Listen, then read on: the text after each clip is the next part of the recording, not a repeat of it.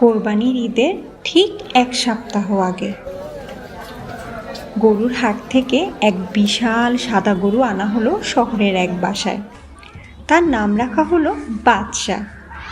সবাই বাদশার সাথে সেলফি তুলতে ব্যস্ত। বাচ্চারা আদর করে বলতো, বাদশা ভাই, তুমি তো একদম সেলিব্রিটি।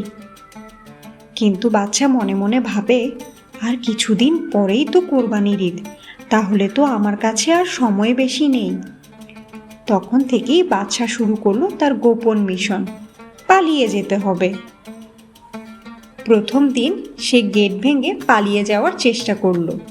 দ্বিতীয় দিন গাছ বেয়ে উপরে ওঠার চেষ্টা করলো। আর তৃতীয় দিন তো এমন ভান করলো যেন সে অসুস্থ।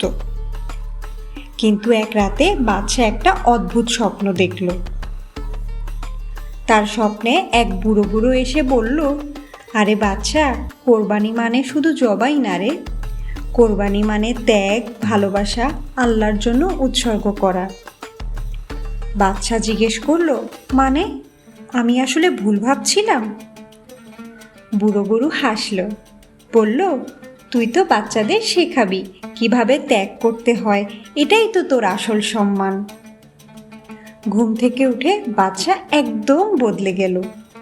আর পালানোর চেষ্টা করলো না, বরং সবাইকে দেখে শান্তভাবে মাথা নাড়ল, যেন বলছে, আমি তৈরি ভালোবাসা দিয়ে ঈদকে সুন্দর করতে। ঈদের দিন সবাই কেঁদে ফেলল, কারণ তারা বুঝেছিল বাচ্চা শুধু গরু না, সে ছিল কিছুদিনের বন্ধু। বাচ্চার এই গল্পটি যদি তোমার ভালো লেগে থাকে, তাহলে ভিডিওটিতে একটি লাইক আর চ্যানেলটি সাবস্ক্রাইব করতে ভুলো না কিন্তু।